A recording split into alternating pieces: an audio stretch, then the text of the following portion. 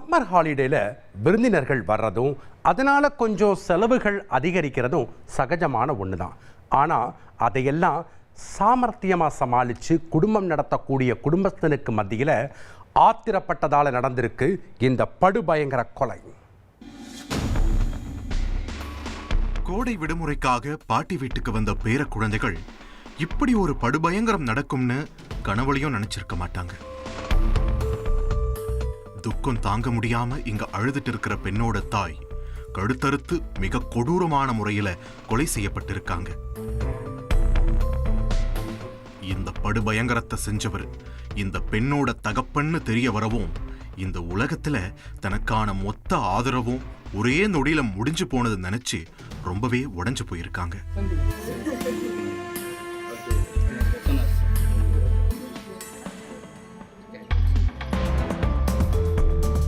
சம்பவ இடத்துல இருந்து இறந்தவரோட உடலை மீட்ட போலீஸ் அதை பிரேத பரிசோதனைக்காக அனுப்பி வச்சுட்டு விசாரணையை தொடங்கி இருக்காங்க. என்ன நடந்துச்சுன்ற முழு குற்ற பின்னணியை தெரிஞ்சுக்க செய்தியாளர் கார்த்திகோட விசாரணையில களமிறங்கினோம். கொல்லப்பட்டவர் 55 வயதான பரமேஸ்வரி, விருதுநகர் மாவட்டம் வத்திராயிருப்பு வெள்ளாளர் வடக்கு தெருவை சேர்ந்தவங்க.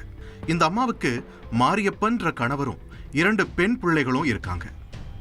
மகள்கள் 2 பேருக்கும் திருமணம் செஞ்சு கொடுத்து வெளியூர்ல செட்டில் பண்ண பரமேஸ்வரி கணவரோட இந்த சிறிய வீட்டுல தான் குடித்தனம் நடத்திட்டு இருக்காங்க. கொத்தனாரா வேலை பார்த்து வந்த மாரியப்பனுக்கு தினமும் மது குடிக்கும் பழக்கம் இருந்திருக்கு. நாள் முழுக்க கஷ்டப்பட்டு சம்பாதிக்கிற மொத்த பணத்தையும் மாரியப்பன் மதுவுக்கே செலவு பண்ணிட்டு வந்ததா சொல்லப்படுது. இதனால எந்த நல்லது கெட்டதுக்கும் போக முடியாம பரமேஸ்வரி வீட்டுக்குள்ளேயே முடங்க நேரிட்டு இருக்கு. ஒரு கட்டத்துல குடும்ப செலவுக்கு கூட பணம் தராததால தனிமையில வாழ்ந்த கணவன் மனைவி 2 பேருக்கும் அடிக்கடி சண்டையும் சச்சரவும் நடக்கிறது வழக்கமா இருந்திருக்கு. இந்த சூழல்ல தான் கோடை விடுமுறையை கொண்டாடுறதுக்காக பரமேஸ்வரியோட 2 மகள்களும் தங்களோட குழந்தைகளை அழைச்சிட்டு பிறந்த வீட்டுக்கு வந்திருக்காங்க. மகள்களையும் பேர குழந்தைகளையும் கண்ணில் பார்த்ததும் பரமேஸ்வரிக்கு எக்கச்சக்கமான சந்தோஷம். கணவர்கிட்ட பேரனுக்கு என்னெல்லாம் பிடிக்குமோ அதெல்லாம் வாங்கிட்டு வந்து விதவிதமா சமைச்சு கொடுக்கணும்னு ஆசைப்பட்டிருக்காங்க.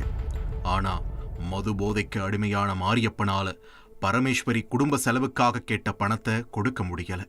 மருமகன்கள் கிட்ட இருந்து செலவுக்கு பணம் வாங்கினா அது அவமானம்னு பரமேஸ்வரி நினைச்சிருக்காங்க. இந்த சூழல்ல தான் போன ஞாயிற்றுக்கிழமை கறிக்குழம்பு சமைச்சு மகள்களுக்கும் பேர குழந்தைகளுக்கும் கொடுக்கணும்னு பரமேஸ்வரி கணவர்கிட்ட பணம் கேட்டதா தெரியுது.